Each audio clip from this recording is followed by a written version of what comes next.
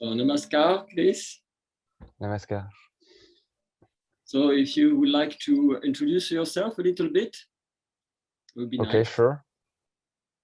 So I'm Chris from France, and I don't know what to say about my life experience, or Yeah, just a little bit briefly, your interest, and just yeah, I guess since I was a kid, as I had this question about life and existence, like what is the purpose of life and that kind of stuff. And now I know that most of the people, they ask themselves this question at least once in their life, but most of them, they just forget about it. But in my case, I wanted to pursue these questions and these kind of things. And this is what led me into this kind of spiritual quest or something like that, because to me, to answer that question correctly, you need to consider the human being as a whole, including the spiritual components of it. And yeah, so that's what led me to multiple different experiences. And at some point, yeah, during a meditation, I felt something, to make it short, and then it's like I had the answer, but not in words. And after that, I didn't have the question anymore. So now I don't feel like searching for this anymore, but it doesn't mean, you know, it just, I don't have the question within anymore, but I don't know. It didn't change my life.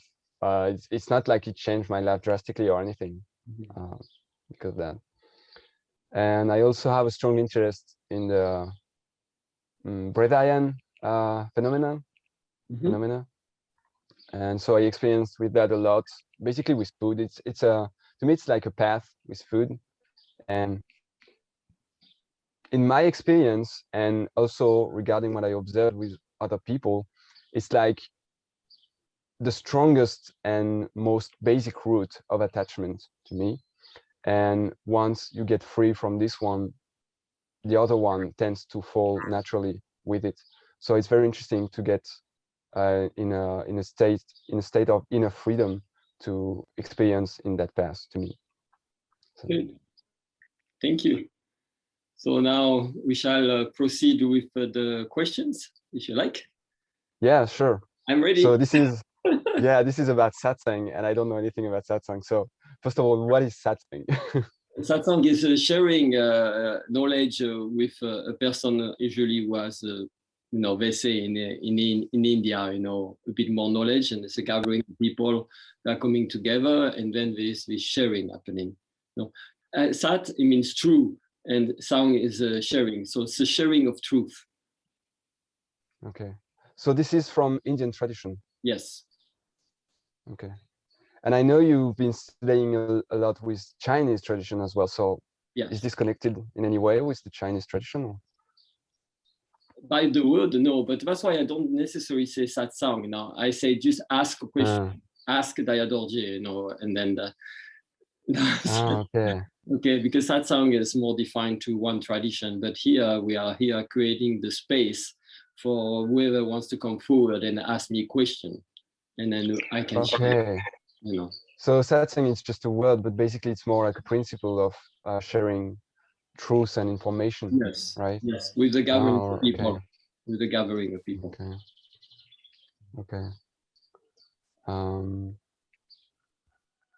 So yeah, what is maybe your experience in life, and how you came to the state of being you are experiencing now, and yeah, how do you, because that's also, it's been like kind of an issue before in my life. I was like, how to get in this state of consciousness where I can feel free and happy, like the true happiness that is installed, not joy, which is an emotion. And sometimes I could reach some specific state of consciousness, but it was just quick, like a quick experience. And then I couldn't, during many years, I was looking for a way to install something with durability and stability. And I really struggled with that. So how did you manage to achieve that in your life? Okay. It's interesting because in some ways, in the last sharing I've been doing, it's always the same questions are coming out. So Okay. just the different angles, you know. Okay. Yeah. Well, I'm not going to get into details about my life because I don't feel that it's the space now, and it would take too much time. You know, Yeah. it would be nice to go into other questions also, but mainly I would say the practice, Okay. the discipline of the practice that one is following, you know, and the dedication. That's what really bring me there. No Mm. matter which path I choose, at the beginning I was more into the Tao path, but I was totally dedicated to it for many years and practice every day and continuing to study and all this, you know. So developing some inner knowledge, you know. And then I met my root guru, Namkha Nabo Rinpoche, Tibetan Dzogchen master, and he really was able to point me out to my natural state, you know, because this is the principle of the Dzogchen, you know. Okay. It is the first the teacher and the methods are helping you to recognize your natural state. You know, so that's the first step. You know, and from there, When you say your natural state, do you mean that it's specific to each person, or do you mean just the no, natural state of being? it's the same state, like the enlightenment state for everybody, like the Tao, this Tao state we say also, or God within, the divine within you that shines. It's the same, but there is a lot of subtlety to it, you know. So from what I see today, you know, many people who are refusing in some ways to have a teacher and to commit to some kind of lineage because they say, oh, I can do by myself. This is natural. This part of me. Yep, of course. Yeah. But you can be drifting for many years from one experience to the other and not being able to recognize this is it, you know. So when you have a very precise teaching that has been made, that has made is proved over centuries, you know, that many beings have realized a very high state and the rainbow body, full transformation of the physical matter into light, you know, then it means this is walking, you know. Yeah. Today, what we see is many teachings popping out with mixing up many things, you know, and there's no proof that this is working. It's Yeah, sure. like another illusion, you know. You're there, but okay, we don't have much time. If we don't have much time, we better do something that we know that is working, you know, so we can Yeah. attain direct result, you know. Yeah. And in some ways, I was fortunate to be introduced to such teaching at the beginning of my journey. Okay. So this is what worked for you. And so what do you think about, yeah, the fact that maybe it's not, maybe some people would be better off doing their own things by themselves, or that maybe also because each person is different and each person, I guess, can have different paths to reach the same destination. And you think that maybe this kind of teaching and way of teaching is more suited for certain type of person than others, or? For what I see, you know, I see many people that have been on the path and trying to do things by themselves, but somehow they have some experience, but they are not able to point it out. They are not able to say, okay, this is it. I am sure. There's no doubt about it. No, this is the state that I have to be all the time. Okay. You know, so I mean, the teachings, you know, we have the methods is one thing. Methods can be different for everybody, you know. Yeah. But to be in presence of someone that has realized it and knows it, that's what is important in some ways. Okay. Because then you go into the radiance of the person, you know, and through that dynamic, then you can understand more about yourself, you know, and become sure, oh, okay, I understand, this is it, you know. But of course, the methods are very important in many ways because they're really helping you to develop, you know. Yeah, sure. So it's this combination. It's like the method I say is like more the masculine aspect, you know, and the other one is the intuitive, the feminine, you know, and being in this natural way. But both are necessary because inside we have a masculine and feminine, you know. Yeah, sure. And everything is yin yang. We cannot just say, okay, I do one side and I deny the other side. It doesn't work. Yeah. Okay, that's interesting. And so, so what is this method that you were just talking about exactly? Well, what I'm saying, you have methods in different paths, you know, different paths chosen. That's why, you know, there is so many different types of teaching because there's so many different types of people. Yeah, sure. But you have to see that the teachings in general are connected to a lineage that has been proven to be efficient. You know, that's what I mean, you know. So each lineage is a characteristic and approach. One is more dominant in one aspect, one is a different aspect. And also it depends on the capacity of the persons, you know. Some people with low capacity, they're not going to go the same path. They might need to be approached in a different way, you know. So of course, we can say that, oh, okay, if you lead a life of service and love, then it's all you need. But you don't reach full liberation in a lifetime like this. It will take a long time, you know, unless you're fortunate and then clack, oh, yes, no, everything comes up, you know. But today also we are living so much in a surrounding that with so much obscuration, obstacles, difficulties, you know. In the old days, we didn't have all the satellite, the Wi-Fi, and affecting the brain, you know. And now we have this artificial viruses circulating, whatever, you know, and all this brainwashing all the time. So this is hard, and for this, the people they need some tools, you know, to be able to clean. You know. Those are things that easily can throw you off and take you away from being aware of your true nature. Yes, because what I felt and experienced before is that, like many said already, it's all the time there, and it's just by removing veils and stuff obstructing the awareness of that then at some point it's just obvious. It's just what's left when you remove things like this natural state. Yes. But once even if you remove, you know, because many people, it's easy to go into different type of experiences from different planes also. You know, and it's very easy to drift into astral plane where you might find a big bliss and great joy and full liberation, but it's not it.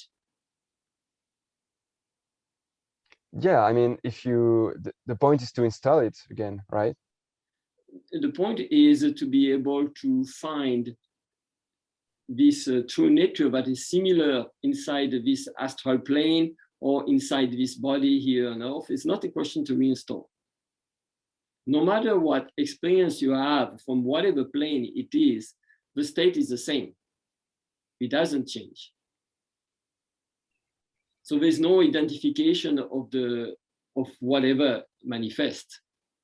So that's why I'm saying, you know, sometimes people, they drift into some astral experience.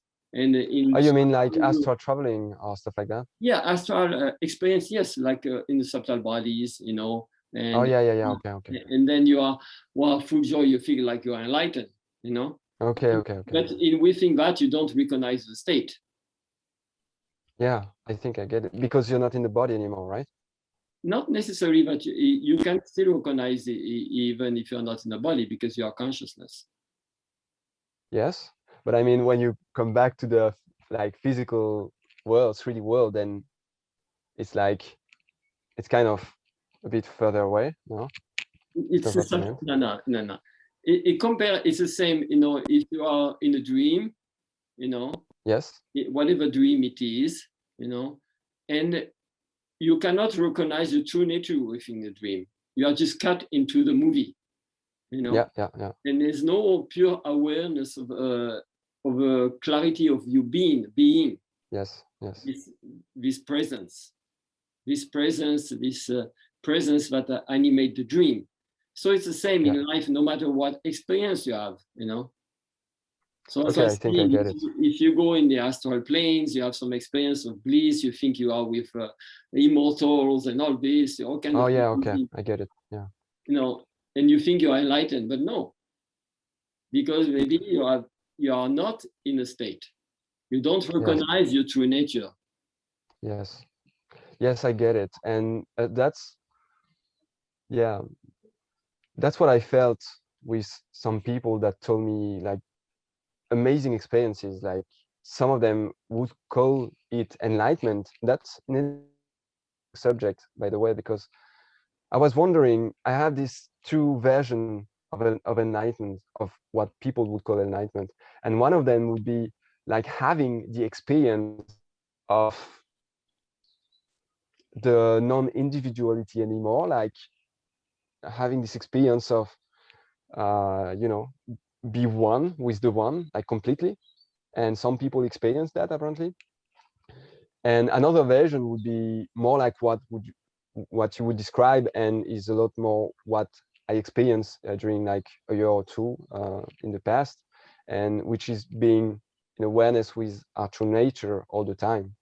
And so what would be your version of It's a your bit a true nature? combination of both. Okay.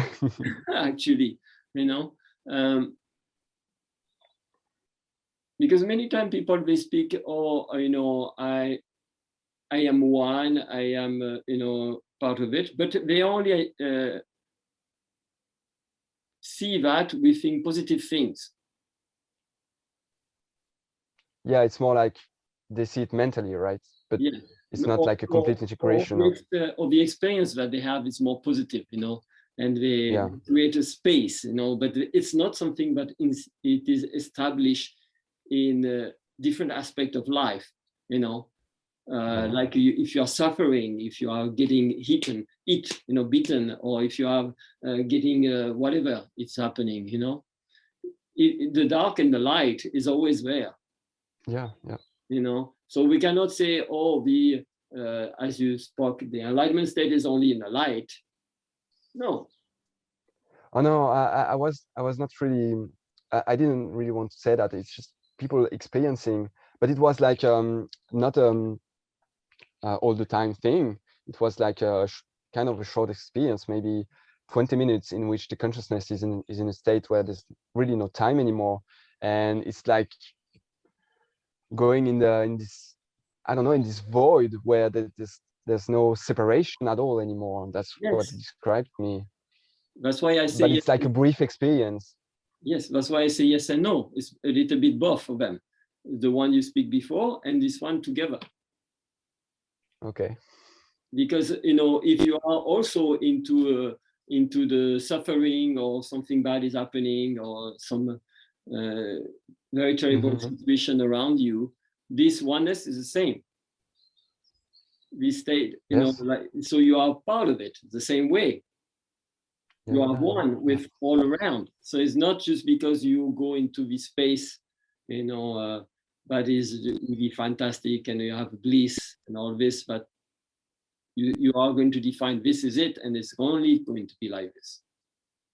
Yeah, because the thing is that my feeling is that, especially I have one person in mind that told me about this experience he had with merging again with the great oneness. And he said that it really changed his life. And after that, he said something was still different afterwards in his consciousness or in his way of being. But what I felt personally when speaking with him and exchanging with him is that he was still getting caught, like you said, kind of getting caught or identified in this duality world, and identifying himself with the negative or the positive, while to me it's more like when you really install the state of awareness, it's like you are still experiencing it, but you always remember that it's not you, and you don't really identify with it. So yes, for sure. Yes. Yeah. Okay. But as you speak, you might speak by about the dark, about the light, and that's not the problem. It's because it's a recognition and say, okay, this exists, it is there, I see it, you know. But the way that you live it is different because you are in your natural state, so you can integrate, you know. It's always going to be the light, the dark, the various, you know, but it's the way that you are living it that's changed. Yes. And I love that you call it the natural state, because that's also what I felt in my experience. And it felt weird to observe that, you know, to feel the state to be so natural and the true natural state of a human being, and observing that the norm, the statistic norm, is to be centered in the mind most of the time, because of the way the world is and the way the world works. It's not helping, I think, a lot, because it's really pushing human beings to use their mind, I guess, maybe a bit too much, like all the time. And by doing so, we get used to that and to identify with that. And I guess it's not really helping. Yeah. So I don't know what else.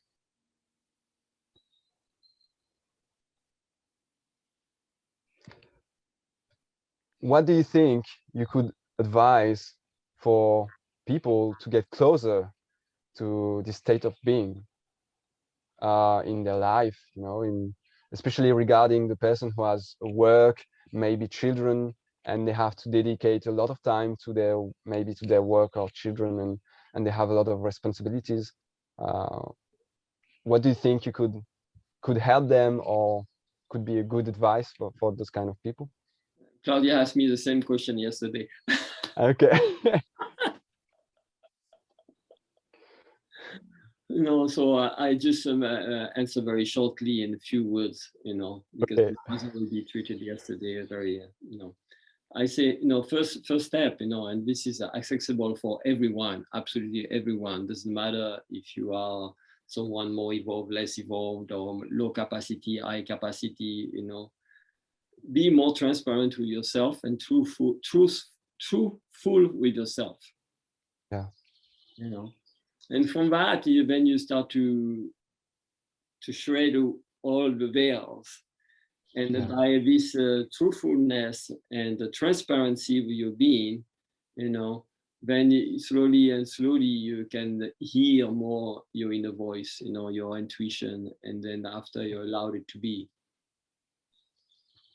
And would you say that in this process of being truthful to yourself, you get to be kind of serious? In some ways, it can be, yes, it can be, because you have all this seriousness that's been established for so long, you know. So you have to go through that, and you realize it is there, and then it's like, oh, you know, yeah, you see it. Maybe before you deny it, you know. No, you didn't deny all this rigidity, because you know, this is rigidity. You know, you are very rigid. You are very serious about this, and you know. Yeah. So it needs to shred off. You know. Okay. It's like and a what jail about you have created. Sorry? It's like a jail you have created to yourself. Yeah. So Yeah, I was not so much speaking about what I would call the fake seriousness of you know, the adulthood, most people trying to be adult, and by conforming of all these programs of society, and it happened to me many times to observe people like being serious at work, but I could tell they were pretending, because you know they were not even working for themselves, they were just working for somebody else, and so they just kind of pretend, you know, to do something serious, but in the end it's a bit like the child, you know, pretending to use the tool in plastic and to be serious to build something. It's a bit like that. It feels a bit like that. And I was not so much talking about that, but more like that's something I felt like yes, to go through this process of being truthful to myself, at some point I had to be very serious, like okay, to really look at myself really seriously, you know. And in my experience, there's something very serious with that, and it's by getting through something that's serious that then you can laugh of many other things of life, because yeah, you know what is really serious in yourself, and I mean something like that. yeah. Serious. I will put the word also committed to it. Okay.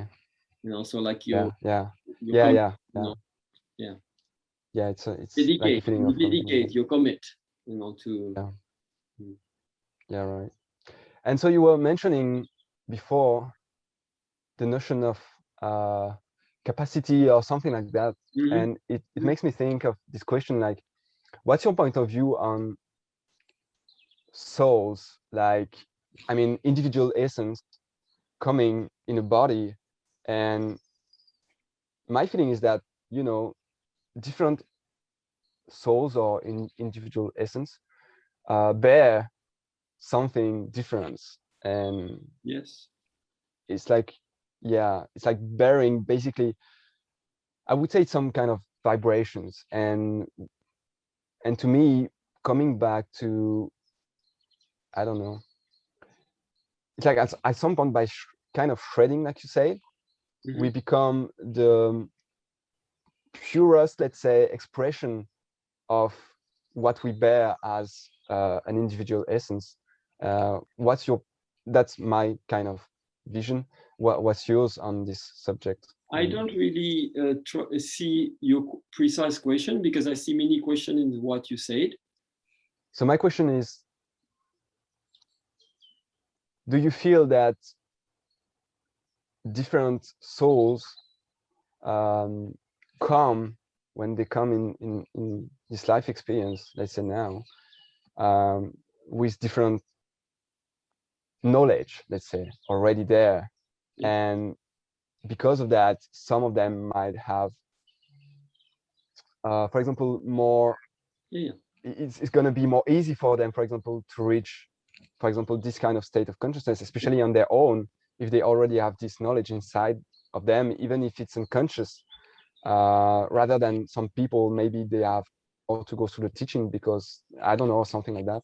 Yes, yes, of course. Yes, different souls have different, bring back with themselves different knowledge, inner knowledge, or different also obstacles, difficulty, illness, etc. You know, the imprint is different. But what they can many times, you know, but many people who have bring with them in this life more inner knowledge from the past, they have a lot of difficulty. Yeah. Very hard for them to really reconnect with it. Yeah. You know, and so I think that if these people really put the ego down and access to the teachings, they go very fast. But they even stay in the ego and think they know, but in reality, in this life, they don't know. It's just something they have from the past, you know. Yeah. And you have to walk back to it. But when you commit yourself, you go very fast. Yeah. You know, then it's different. You know? So this is important for the youth, you know. But many can speak good words and all this, and they feel this knowledge inside, but somehow they don't have it back yet, and they need to restructure everything to be able to reconnect. You know. I think I would call it like really integrated back. Yeah, of course. Consciously. Yeah. Because that's also, in my experience, I when I experienced this kind of state of consciousness, I did that on my own. And the question I had is, if anybody else would do the exact same thing as I did, would it work for them or not? Because I have also this feeling of wanting to help people, you know, get there. And that's why we have the teaching. That's why we have the teachings. That's why we have the teaching, because the teachings and the methods are very precise, and they have worked for everybody, absolutely everybody. No exception. no exception. Okay. You know, And so what teachings are you referring to right now? any lineage which is serious, but it's proven itself. Okay, so do you have examples that you can share? Example, you know, Dzogchen lineage. Example, the Zen Chan. Example, the Kriya Yoga, Babaji, etc. You know, there's so many, you know, so many lineage. But as really schools, you know, they are, you know, all these themes, you know, more connected to Christ. You know, if he didn't have even Yeshua Christ, he didn't have the teachings, he would not be where he come to the point. And he went how to seek more teachings in different lineage to understand deeper. Mm. There's something very interesting. I guess you read the book. I don't remember the name. Ah, damn it.